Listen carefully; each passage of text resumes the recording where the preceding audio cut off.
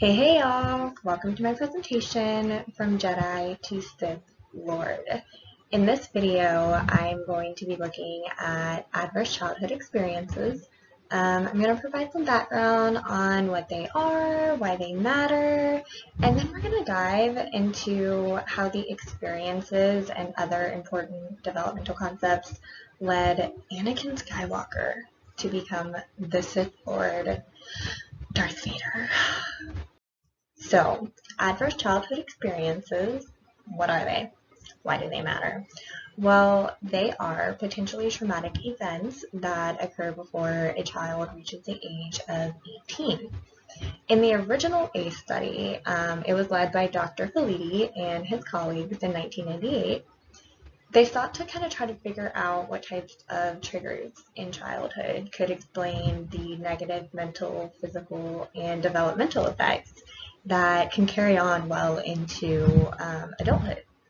So ACE scores, they focus on toxic stressors in children by going back to their biology, their parents, and even their environment.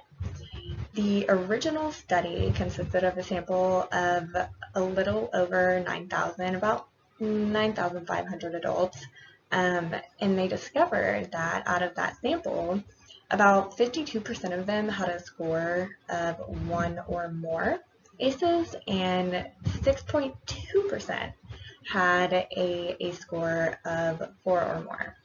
So the types of ACEs that can occur are abuse, neglect, or household challenges. And the list that I'm giving is not comprehensive. These are just some basics, overviews, So some of those would be experiencing violence, abuse or neglect, witnessing violence in the home or the community, having a family member attempt or die by suicide, substance use problems, mental health problems, or instability due to parental separation or household members being in jail or prison.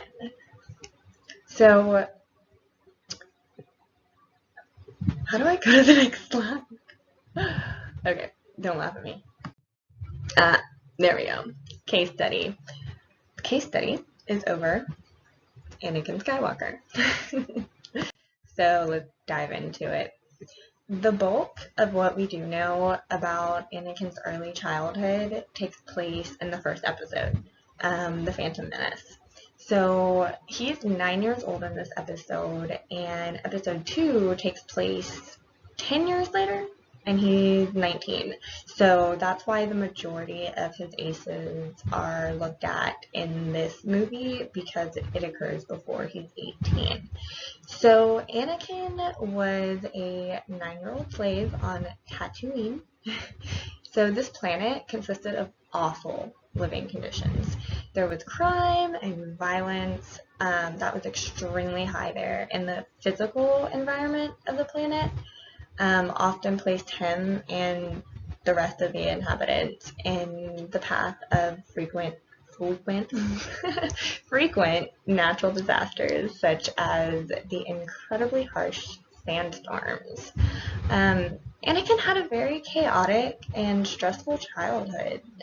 He was raised as a slave since he was 3 years old with a single mom, and that chaos really became his norm. So he just lived in fight or flight. His stress level was always up there. So Anakin always had to worry about his mother's well-being, and his concern for her and desire to take care of her was really shown when C-3PO was introduced. He said that he created him to be a helper droid for his mom. So obviously he knew that he couldn't always be there for her, and he wanted someone to be there to help her. The course of Anakin's life changed when Obi-Wan and Qui-Gon, the two Jedis, became stranded on Tatooine in need of a ship repair. Anakin really just fiercely admired the Jedi, and he believed that they could never die. And don't we wish that was true? His desperation to be freed as a slave was seen subtly throughout Phantom Menace, especially while they were all together on Tatooine. At one point, Padme asked him, you're a slave? And Anakin became so visibly upset. He, pursed and was like, what? And he sternly told her, I'm a person. My name is Anakin. He was all about it. So later, while talking about being a slave with Padme and the other Jedi, he commented that literally every slave has a transmitter somewhere in their body, and if they try to leave, they would be blown up. At this point, little Annie looked desperately at Qui-Gon, asking if he had come to free the slaves. But they had not gone there for that purpose. While they had not gone there for that purpose, Qui-Gon sensed that Anakin had a strong connection with the Force and was possibly the chosen one who was meant to bring order and restore balance to the Force. So, in line with freeing the slaves, Qui-Gon ultimately wagers with Anakin's owner, Watto, to free him, and if he won the pod races, something Annie's regularly engaged in, he built his own pod racer and was so confident. He was like, I'm gonna win, which he eventually did win and gained his freedom. What's really important here is that Qui-Gon really takes on a father figure role for Anakin, who never had a father. He was incredibly nurturing, encouraging, and went to bat for Anakin and his future. Since Qui-Gon had him freed and sensed the Force within him, Anakin was then forced to give up his mom and follow the Jedi life and leave her behind on Tatooine as a slave. One of the last things that Anakin said to his mom as he leaves is that he promises he would return to free her. Now, Anakin never having a father figure plays a major role in this entire development. As a result, Anakin seemed to struggle to make secure and healthy attachments to others. As they all went to, later on, that was a bad transition. As they all went to leave Tatooine, they were attacked by what they believed to be a Sith, aka this Phantom Menace. And Anakin was immediately just thrown into this also chaotic and dangerous life of a Jedi. So when they got back, Qui-Gon made the case for training Anakin to the council, but they sensed the fear that he had when it came to losing his mom, and Yoda made a large spiel speech about how basically that fear is the ultimate path to the dark side. So due to this, they rejected him as a Padawan. And so Qui-Gon was standing there, and Anakin was standing there listening to this, listening to those that he admired. He admired these people, the Jedi, so fiercely, turn them away. And instead, they sent them to all try and figure out who this mysterious Sith is that attacked Qui-Gon as they were trying to escape off of Tatooine. So Qui-Gon, Obi-Wan, Padme, Annie, and all the rest, they all headed to Naboo to try to uncover the identity of this Sith. So while on Naboo, Anakin is essentially thrown into battle. He attempted to hide and stay safe, but ultimately defied Qui-Gon, surprise, surprise, and ended up actively fighting in the battle. While Anakin is helping fight, Qui-Gon and Obi-Wan eventually meet face to face with the Sith, also known as Darth Maul. During their fight, Maul got his lightsaber double-edged and pierced him right through the stomach as Obi-Wan watched behind a force field, completely hopeless. He had to just sit there or stand there and watch him lay there dying. Eventually, the force field opened up, and Obi-Wan was able to get Maul, and he literally lightsabers him right in half. So after that, Obi rushed to Qui-Gon and held him in his arms until he died. And as he died, Qui-Gon pleaded with Obi-Wan to please train Anakin, and he said that was his dying last breath. The sad thing, though, is that Obi-Wan never believed in letting Anakin join and train, but because Qui-Gon asked him to do this with his literal dying breath, he obeyed. While Yoda was reluctant, he eventually begrudgingly agrees to let Obi-Wan take Anakin on as his Padawan. Oh, yeah. Almost forgot. I think it's also important to really, really note that in Episode 1, Qui-Gon tells Obi-Wan that he still has so much to learn, only to turn around a few scenes later and tell the Council that Obi-Wan is ready and there's not much left for him to learn, so Qui-Gon could take on Anakin as his Padawan. So he essentially prematurely gave up Obi as his Padawan for Anakin. And if I was Obi-Wan, I'd probably be a little bit mad and have a little bit of resentment towards Anakin. So Anakin never had a father figure, finally gains one, but has to give up his mom, and then loses his only father figure just to be brought up and taken under the wing of someone who never wanted him or believed in him to start with. So due to the actions also of Anakin on the Battle of Naboo, Chancellor Palpatine, aka at this point we don't know this, but the Sith Lord Master, the Master Sith Lord, yeah, there we go, takes great interest in him and tells him that he will be following his career closely. Dun, dun, dun. Foreshadowing. So, let's dive into this part. What would Anakin's score be?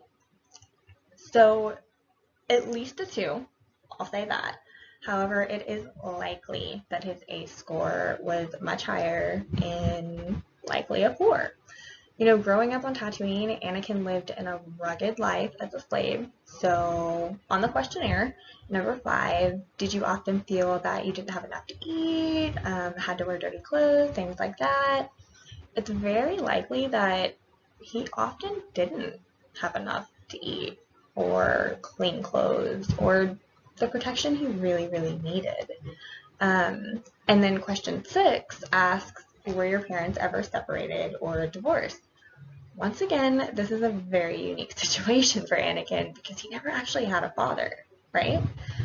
Nevertheless, the absence of one and being raised by a single mom would add yet another point to his score, as well as contribute to this unstable attachment style that we see in most of the relationships he develops throughout the movies and through the course of his development. Okay, so his score is most likely a 4 because of his upbringing as a slave starting at the age of 3. It's likely that he would get a point for question 1 regarding being insulted and put down. I lost my place. Alright, there we go. Or humiliated given the poor treatment of the slaves. And in Phantom Menace, Anakin's mom is rarely seen happy. She's never really smiling, and being thrown into slavery with your 3-year-old child more than likely qualifies Anakin to gain another point for question 9. Was a household member depressed or mentally ill, or did they attempt suicide? It's highly likely that his mom struggled with depression and or another mental illness, so that would ultimately bring his ACE score up to a 4. Why does this matter?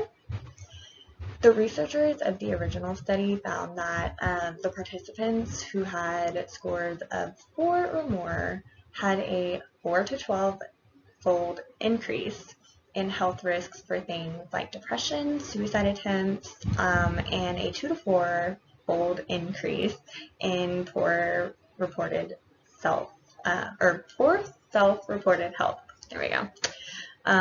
So ultimately, ACEs like this can significantly cause negative mental and physical issues well into one's adulthood. And in the next 2 movies, we watch 19-year-old Anakin slowly enter adulthood and make a drastic change into Darth Vader. So these experiences that he had during the early developmental years definitely played a key motivating force in his transition to Darth Vader. Okay, so Episode 2, Attack of the Clones. This takes place 10 years after the Phantom Menace. Anakin is 19 years old now. His quick transition from being a slave to a rising star in the Jedi Order contributed to his overconfident, just haughty temperament, right? So Anakin possessed natural abilities far beyond those of his peers, which really fed his ego. And it caused him to kind of isolate and distance from other learners. You know, he was frequently caught showing off and displayed little respect for Obi-Wan. He wanted to prove himself because he continued to feel undervalued and unappreciated for his talents. During this movie, a love developed between Anakin and Padme, but that love was fundamentally against the Jedi Code and a forbidden attachment for Jedis. He began having nightmares and visions that his mother was in pain or dying, and he later learned that she was kidnapped by the Sand People. So he attempted to rescue his mom, and ultimately she ends up dying in his arms. He makes her a promise. He swore to his mom that he would grow powerful enough to stop anyone else he loved from dying. So at this point, the 2 main attachments and supports in his life have both passed away, Qui-Gon and his mom. They're gone. And in his stage of just rage, grief, and despair, he literally killed any Tusken, aka Sand People, he can find. His instability and that impulsive, just let me do whatever I want to do based on my feelings, really was exacerbated by the death of his mom, the main source of his nurturance and attachment for him since he was 9 years old, or not since he was 9 years old, from freaking birth until he was 9 years old, which we know are highly crucial developmental years. So this loss and this impulsive rampage killing of the Tuskens seemed to really be a turning point for Anakin, you know, that he could not come back from. It was ultimately leading him to his path as Vader. And then to add to this carnage, Anakin later ends up losing a fight with Count Dooku, which cost him one of his arms. And then Anakin secretly married Padme at the end of this movie. He broke the Jedi Code by engaging in this secret marriage. And I feel like this right here really demonstrates his impulsive, unstable attachments and his fear of abandonment. Many psychologists who have done, you know, for fun, just assessments on Anakin think that he developed a personality disorder. So one could argue that this traumatic events in his younger years not being treated, you know, what if Anakin had a counselor, created the foundation for the personality disorders and other mental health disorders to develop. So now we are going to, yeah, I don't know what just happened, but whatever. It's fine. We're cool. We're cool. We're going. We're moving. I will not turn to the dark side. So in episode 3, Revenge of the Sith, Chancellor Palpatine manipulates Anakin into killing Count Dooku. Dooku? Right? Yeah. Who cost him his arm. in the previous episode. So when Anakin and Obi-Wan rescued him from General Grievous' ship, he basically was like, hey, do it. It's okay. Get your revenge. Don't be afraid. Once he returned from rescuing Palpatine, he finds out that Padme is pregnant. Although he's excited, he starts to dream about her death, much like he did his mom's. So at this point, Anakin meets with the Council, and they refuse to grant him the rank of Jedi Master. Instead, Anakin is made to spy on Chancellor Palpatine. The Jedi suspected that Palpatine had something suspicious going on. They had a conspiracy, and they wanted to figure out what was going on. This made Anakin so angry since Palpatine had become such an encouraging mentor to him. So while Anakin's actual master, Obi-Wan, has become an annoyance to him, this significantly harmed his faith in the Jedi. You know, he's forced to come spy on a mentor that he highly respects and is benefiting from when his own master, he feels like he's doing nothing for him. While spying, Palpatine tempts him with secret knowledge of the dark side that he can use the Force to save someone from death. He also discovers that Palpatine is Darth Sidious, the mysterious Sith Lord who has been manipulating the Republic. He tells Anakin that he has the knowledge to help him keep Padme from dying.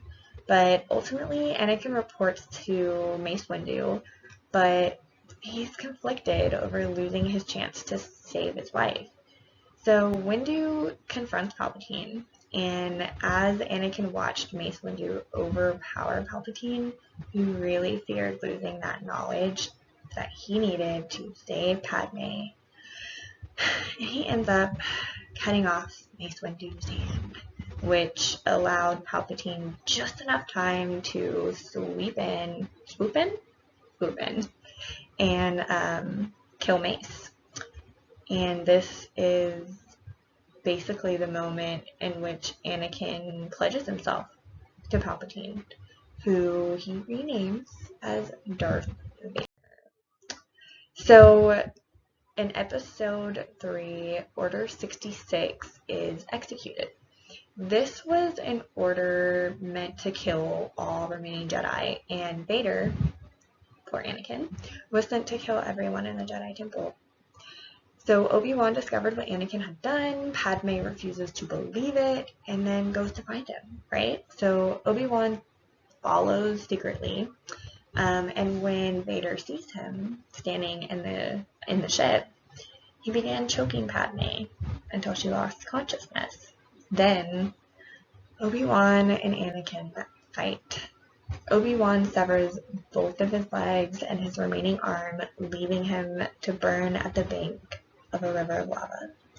Palpatine finds Anakin's body and saves him, covering him in his iconic life-saving suit that's all black. At this point, he has fully embraced his new identity as Darth Vader. Palpatine convinced him that he had killed Padme in his rage, and this basically that's it for him. The movie ends with basically Vader and Palpatine overseeing the creation of the Death Star. Poor Anakin. So that is what led Anakin Skywalker to become Darth Vader. There was just a series of adverse events in his childhood that impacted the way he was able to function. It impacted his attachments. It made him impulsive. It caused him to isolate, so he didn't get the help that he needed. He felt he was always having to prove himself. He was always just trying to one-up everyone, to show, like, hey, I can do this. Like, yeah, I know you guys rejected me at first, but look at me. Look what I can do. And not having those central figures such as Qui-Gon and his mom, and then not even being loved by Obi, that really, really set him on that path. So growing up in Tatooine, growing up in that harsh environment, living in fight or flight 24/7 and not really hitting developmental milestones that he needed to develop secure attachments, to regulate his emotions appropriately, to think clearly, and make good judgments, was severely impacted. And this is shown throughout the entire series, all the way up until poor Annie accepts his fate as Darth Vader. And that is my presentation. Trying to get you my resources. There's my resources. I hope this made sense. I think it's really interesting, the psychology and mindset that goes behind what makes someone go from the light to the dark. And, anyone can go from living a life that's relatively normal, like we think, right? And then something happens, choices happen as they're growing up in their childhood, and it just sets them on a path that they can't really come back from if they don't have the adequate supports. So having that support, having that nourishment, and growing up in the proper environment with the proper support is essential for a healthy development. And I think Anakin really, really displayed that throughout his journey of becoming Darth Vader. Thank you for watching my video. I hope you enjoyed it. I think I'm going to go watch some more Star Wars now. May the Force be with you.